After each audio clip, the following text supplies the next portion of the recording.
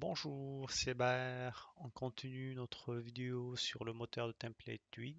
Et pour cette vidéo, on va apprendre comment utiliser l'héritage et l'inclusion des templates. Et on va terminer cette vidéo par un exemple d'utilisation de Webpack encore. Alors, on va reprendre ce qu'on a déjà fait la dernière fois et on va commencer par l'héritage avec Twig. Alors, l'héritage permet d'utiliser un template parent. Par exemple, un template parent dans lequel on va définir les différentes régions de notre application, notre page web.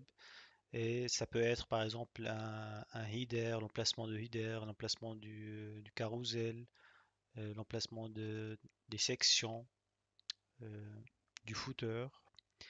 Et ensuite, ce template parent va être hérité par un template enfant et ce dernier va mettre à jour ou ajouter du contenu dans ces différentes régions qui ont été déclarées avant dans ce template parent. Alors, on va faire ça. On va commencer par créer notre template parent. On va lui donner un nom, layout.html.twig. Euh, Ensuite, donc on va créer juste structure de base d'un document HTML et on va donner ici par exemple un titre School Manager et puis là c'est là ce qui est la particularité, on va créer un bloc et ce bloc par exemple il est éditable, donc on va appeler ça bloc, donc le mot-clé bloc et on va donner un nom. Qu'est-ce qu'il a fait? Voilà, donc plus d'espace. Alors on donne un nom current page.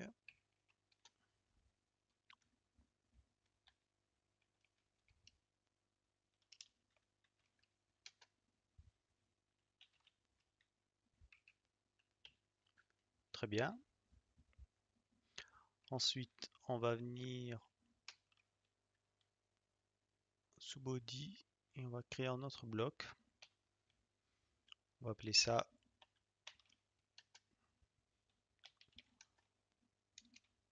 bloc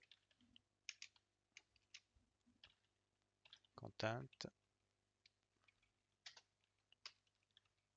On va fermer les blocs.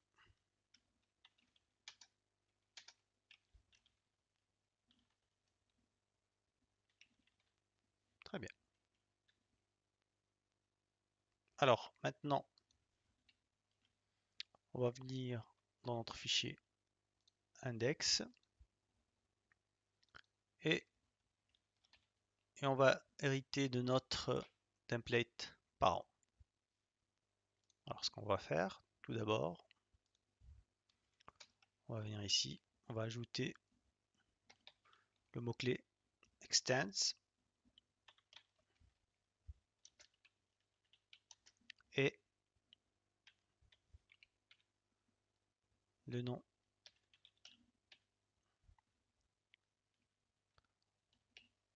de notre fichier. Très bien. Ensuite, on se rappelle qu'on a voulu que on donne un titre spécifique à la page en cours. Donc, ce que je vais faire, c'est que je viens ici et je vais reprendre le nom du bloc tout à l'heure. Bloc current page. Je fais un petit pipe et là je vais dire le titre de la page, index page.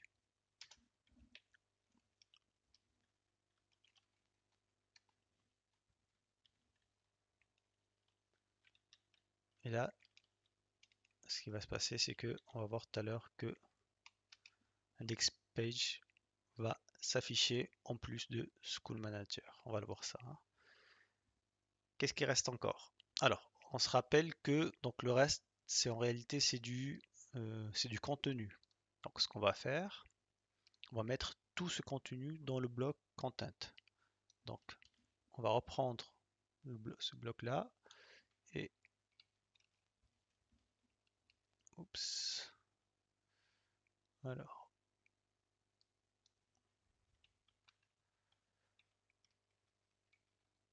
faire un petit espacement, pourquoi pas. Et puis, on va copier tout ça. On va mettre dans le bloc content. Donc, ça veut dire quoi? Donc, on a hérité du layout parent, qui est layout du template parent, pardon, du template parent layout.html.twig.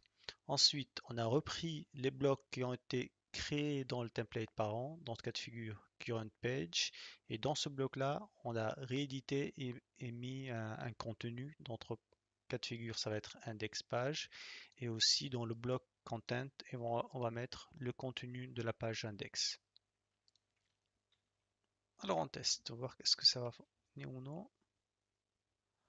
Alors, il nous dit qu'il y a un problème. Unable to find template. Effectivement, c'est normal.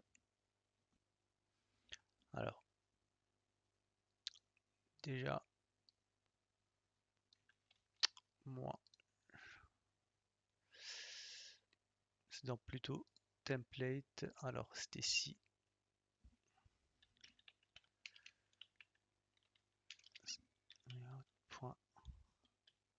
HTML.twig.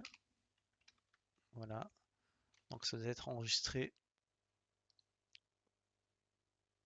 Ça, je supprime. Alors, ça c'est plus logique. Donc, le fichier layout.html.twig, ça doit être dans le dossier parent template, dans le dossier on va dire root template, et puis l'index dans le fichier administration. Et puis là, théoriquement, ça doit marcher. Voilà. Alors, on vérifie. Donc, on voit ici en haut School Manager, Pipe, Index Page. Et ensuite, si on va voir le contenu, on va voir qu'il est bel et bien dans un body correspond bien à notre structure parent. Donc body, et ensuite on a dans le head, on a title et puis pipe index page. Donc on constate bel et bien que l'héritage a bien fonctionné. Excellent.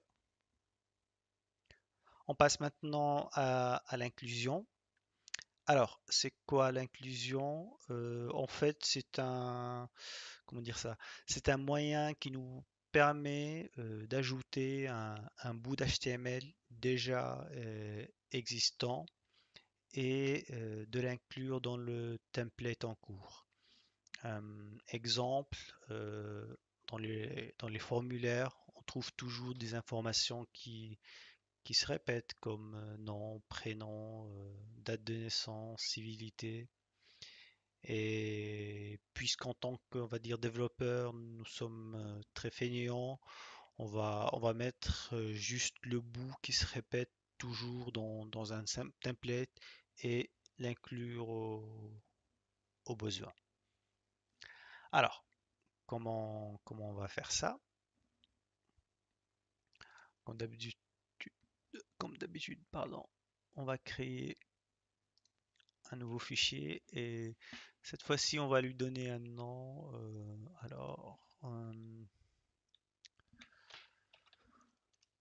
Forme personne, ouais, forme personnelle data .html.twig. Donc là, ça va être les données personnelles. On va juste commencer à entrer en fait label. Ça va être for name. Donc ça va être ici name. Ensuite input, c'est du texte. Et on va donner aussi name. Et on va répéter la même chose. Alors, last name.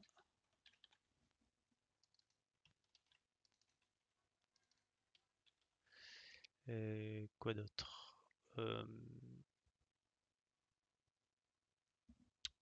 Ouais, date de naissance. Birth date.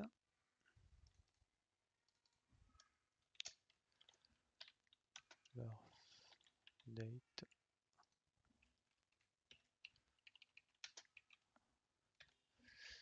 Et ici, par contre, on va mettre date. Excellent. Alors, qu'est-ce qu'on doit faire maintenant? On va revenir dans notre fichier index et on va tout simplement inclure. Donc, on va venir par exemple, ouais, juste après le indiff et on va faire juste notre formulaire. On va déclarer notre formulaire et on va mettre include et puis le nom de notre formulaire, comment je l'appelais? Ouais.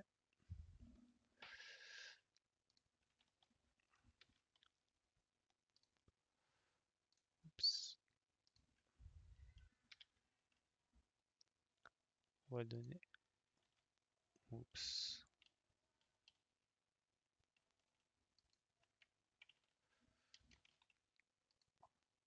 Je pense qu'on est bon.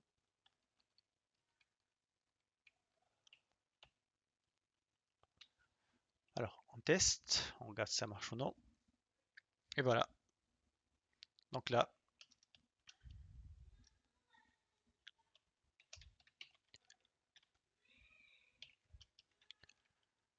fait-elle, et puis on peut donner une date, n'importe quoi. Et donc là, vous constatez que on a inclus un template et on peut le faire aussi où on veut, en ajoutant juste cette inclusion et en créant un template générique qu'on peut utiliser partout, sans réécrire à chaque fois à la main. Très bien. Je pense on est arrivé au bout pour les inclusions et l'héritage sur Twig. Donc vraiment il n'y a rien de compliqué à faire, mais c'est très important de l'utiliser. Ça, ça facilite et puis ça rend votre travail beaucoup plus lisible et clair et aussi rapide. C'est très important d'utiliser ces deux notions, l'héritage et puis les inclusions. Bien. On passe maintenant au Webpack encore. Alors, pour ceux qui ont installé Symfony 4 à partir de la release 003, Webpack est déjà inclus de base. Euh, Par contre, pour ceux qui n'ont pas, comment dire ça, pour ceux qui n'ont pas, qu'ils ont en fait installé la toute première version, la toute première release de Webpack, là il faut l'installer. C'est simple, il faut faire juste Composer, Require, je pense Webpack, ou plutôt Composer Require encore. C'est ça qu'il faut faire. Dans mon cas de figure, ce n'est pas nécessaire puisque comme je vous ai dit, il est déjà installé. Donc Composer JSON, voilà, Webpack encore pack, donc il est déjà installé. Euh, Ensuite, je pense lorsqu'on va utiliser pas je pense. On doit plutôt installer Node.js pour utiliser Webpack. Dans mon cas de figure, ce n'est pas encore le cas. Donc là, je vais me connecter sur le serveur. Et très bien. Et je vais télécharger la dernière version de Node.js. Oups.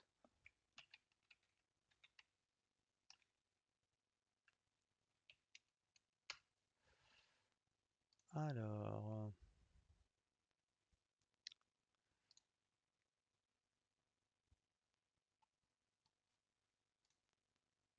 hop,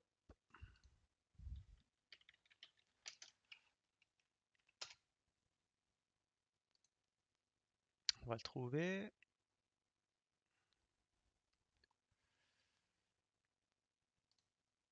Alors, il faut faire un curl. Normalement, ça va prendre beaucoup de temps.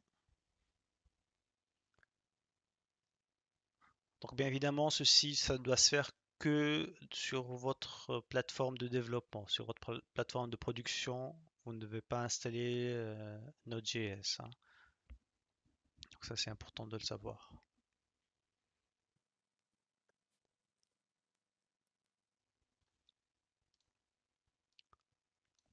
Et enfin,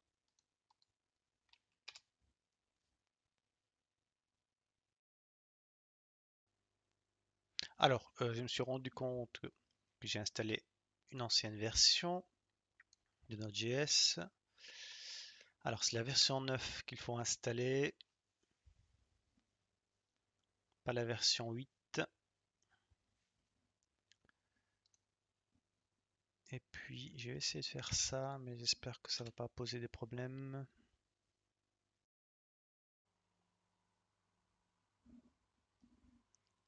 Très bien.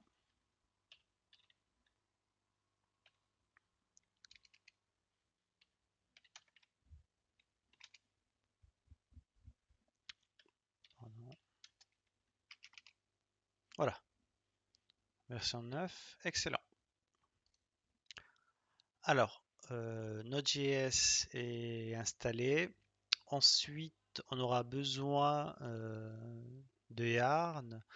Yarn, pour ceux qui ne connaissent pas, c'est un gestionnaire de dépendance.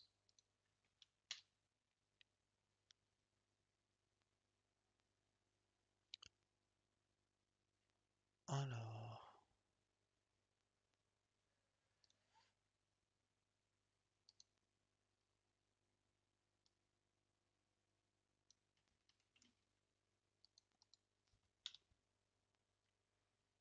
d'accord. Hop.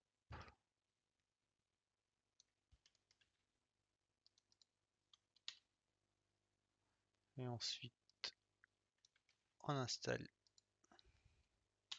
Yarn.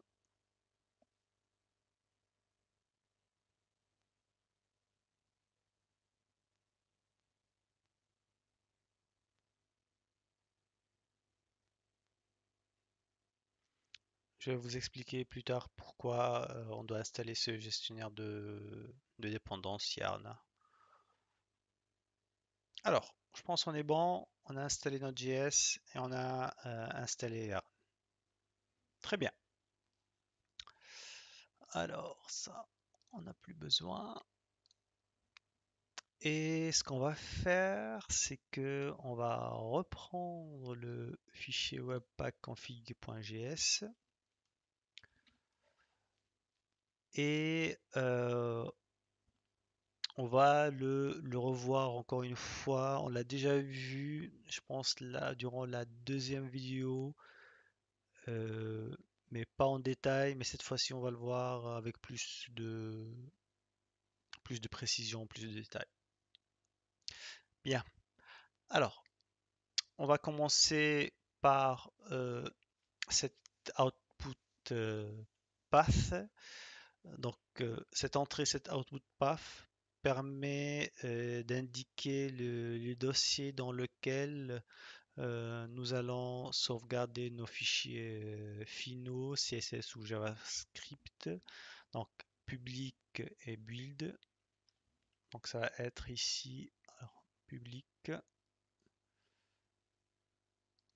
Et donc, il y aura un dossier qui s'appelle build. Pour le moment, il n'y est pas. C'est normal parce qu'on n'a pas encore lancé la commande pour faire générer le fichier. Mais on va le voir plus tard. Ensuite, on a cette public path.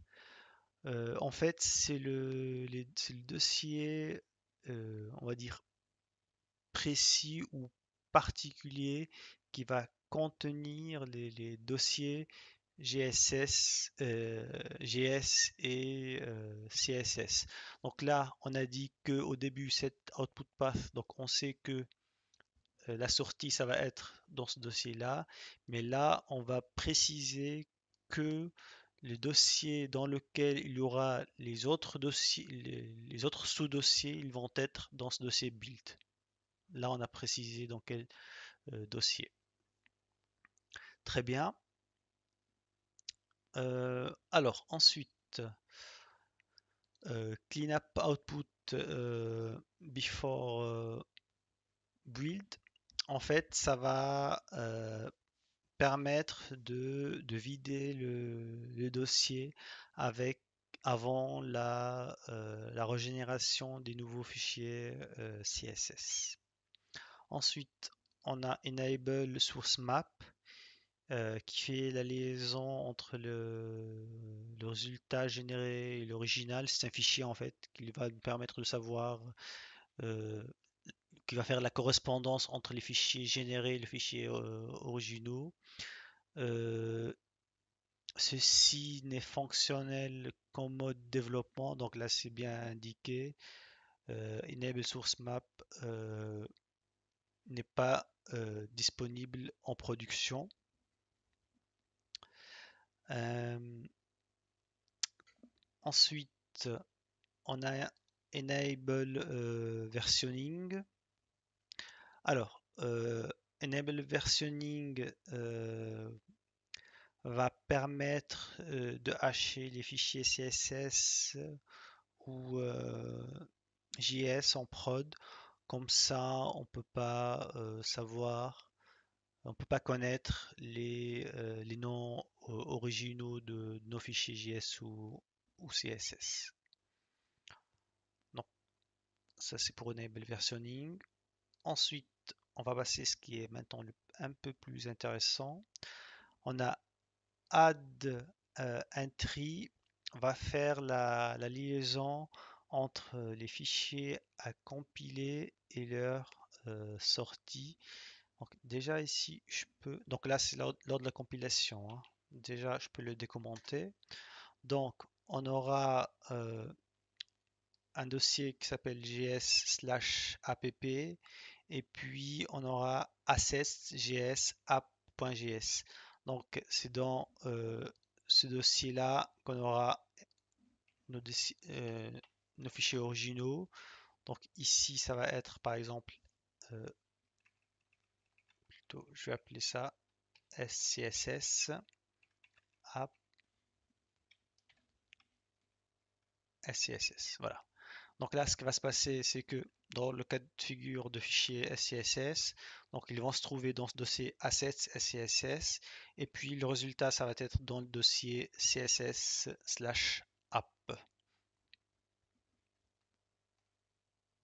Donc, ce qui fait que ici, de notre côté, on doit créer deux dossiers.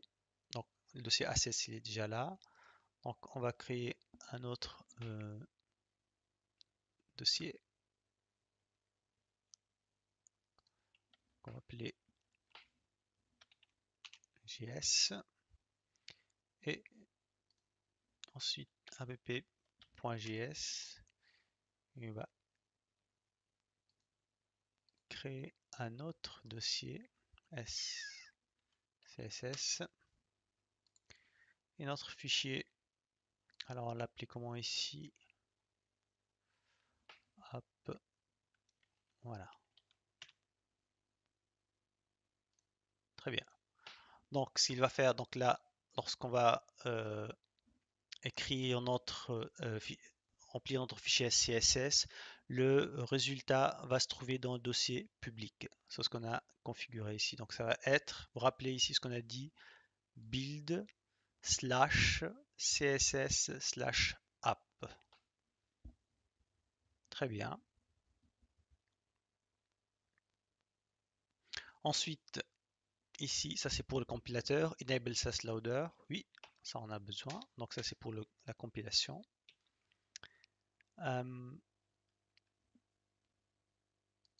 Alors,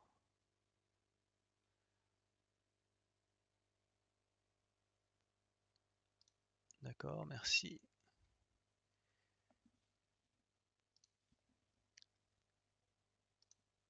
Ensuite, enfin, ça c'est pour en fait auto-provide jQuery.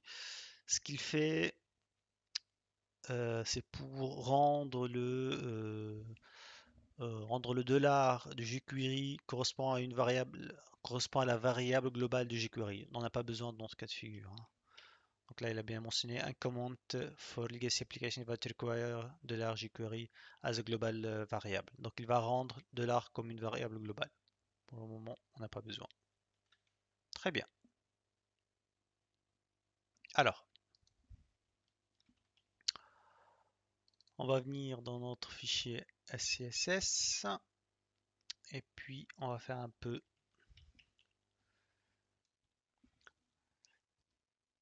Donc, je vais aller dans la page index html.twig et on va ajouter un petit span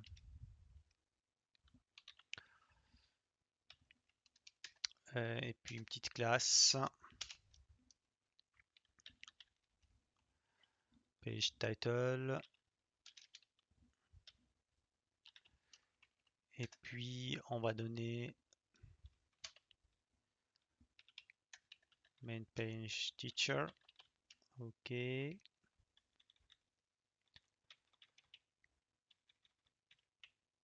très bien. Alors, rafraîchis, parfait. Ensuite, on va revenir à notre fichier app.scss, mais avant même d'aller plus loin dans ce fichier, on revient sur notre console.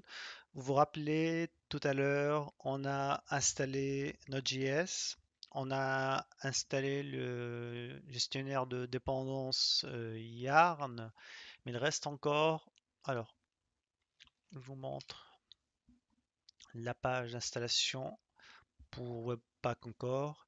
Il reste encore d'installer Yarn, d'installer les dépendances Node.js de Yarn. Alors, ce qu'on va faire, c'est que on va faire yarn install. Donc, n'oubliez pas de faire ça et vous allez voir qu'est-ce que ça va donner ici comme résultat. Vous allez voir qu'il y aura un nouveau dossier qui va s'appeler Node.js, voilà, Node module. Il va contenir les modules JS, Node.js.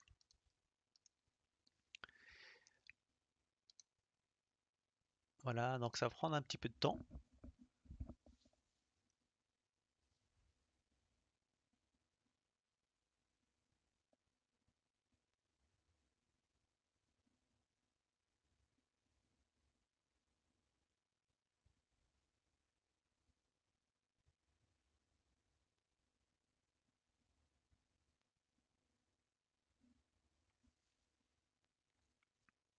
Très bien. Donc, il a installé dépendance, plutôt l'installer module Node.js pour le fonctionnement après de loader SCSS. Mais par contre, il reste encore quelque chose à installer. Alors, ici, il n'a pas montré. Par contre, si on va faire maintenant la commande qui va compiler nos fichiers SCSS, alors c'est yarn run, ensuite encore, puis dev et watch. Je pense que ça va pas fonctionner tout de suite. Voilà, ça n'a pas fonctionné tout de suite parce que il me reste encore à installer les deux dépendances SAS Loader et Node SAS. On installe ça aussi grâce à Yarn. Vous allez remarquer ici, dans le fichier package.json, il y aura deux dépendances qui vont s'ajouter.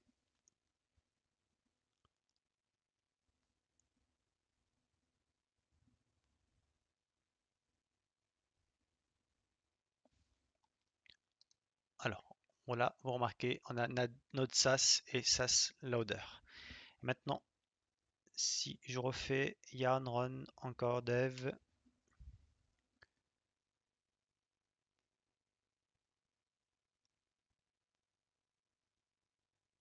et vous constatez maintenant que notre compilateur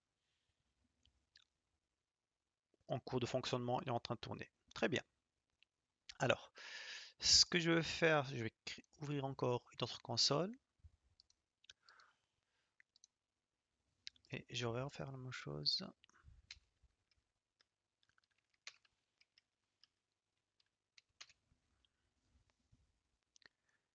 Et maintenant, ce que je vais faire,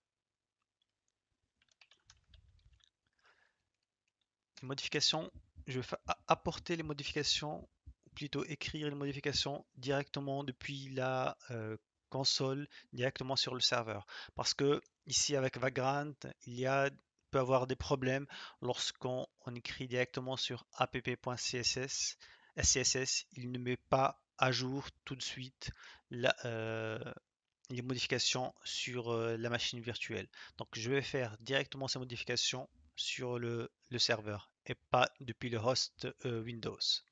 Alors, ce qu'on va faire, c'est que on va aller directement, on va faire vim assets scss a.css. Très bien. Donc, on va commencer à écrire notre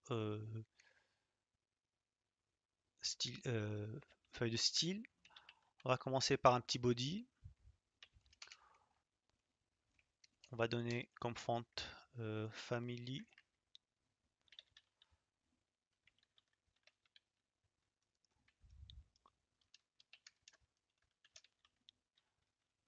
Trébuchet MS. Très bien. Déjà ça, maintenant. Donc, vous remarquez ici, il a bien mis à jour. Et en plus, si vous remarquez, il a créé le nouveau dossier build CSS et app.cs. D'ailleurs, ici, on va constater. Alors, ici, bien évidemment, on va rien constater puisqu'on n'a pas encore ajouté le fichier CSS dans nos templates. On le fait tout de suite. Donc, on va venir dans layout.html.twig et on va mettre, par exemple ici,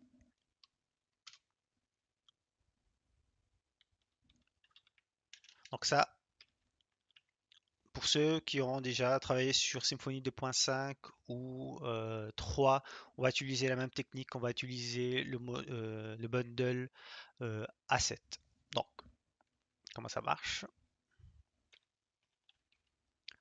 Ça va être asset, tout simplement le chemin de notre fichier. Alors, ça va être build slash css slash app.css. Et on constate qu'on a changé un petit peu la taille, la fente. Très bien. Maintenant, on va encore aller sur app, plutôt revenir sur la console. Et puis, on va ajouter encore autre chose. Alors, on va faire H1. Ensuite, span.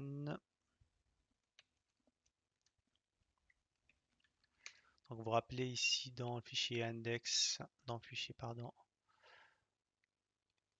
Oui, index. Donc, on a cette classe page title. Et on va faire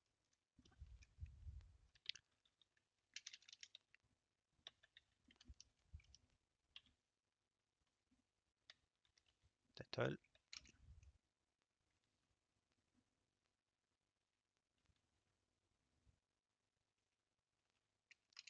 Hop.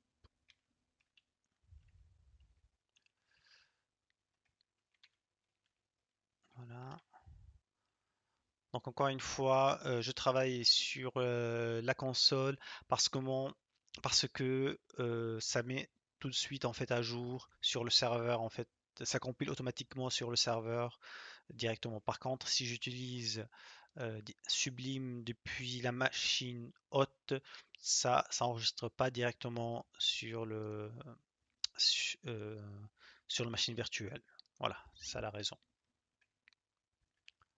Alors, et ici, par exemple, je peux donner une taille.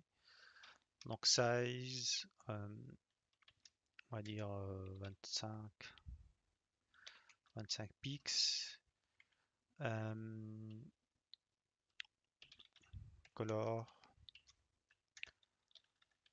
orange.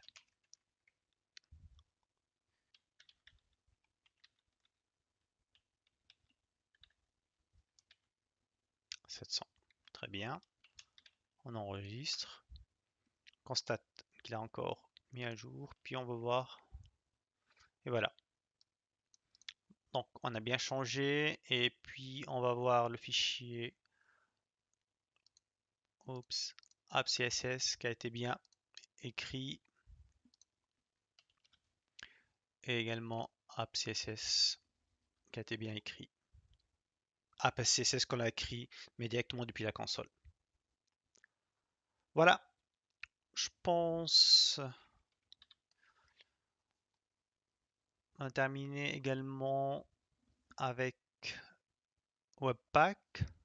Donc, pour la vidéo d'aujourd'hui, on a vu pas mal de choses. La première chose, c'était l'héritage avec les templates en utilisant Extend. Alors, donc on a ici, on va ouvrir. Donc, on a utilisé Extend pour l'héritage d'un template par an. Ensuite, on a utilisé Include pour inclure un template qui est existant. Et enfin, l'utilisation de Webpack. Il est très important si vous n'avez pas Webpack de faire Composer Require encore. Ensuite, d'installer Node.js, d'installer Yarn. Et ensuite, il est important d'installer les modules JS de Yarn en faisant Yarn install. Et enfin, d'installer également les dépendances de SAS Loader. Donc là, on les trouve ici. Donc SAS Loader et une node SAS. Quoi d'autre encore que je peux... Oui, maintenant je me suis rappelé d'une chose. Alors, concernant dans le cas où donc vous voulez directement envoyer votre projet en prod. Donc, ça signifie également de minifier vos fichiers. Il suffit de faire, donc là, on va arrêter ici. Donc, on va faire directement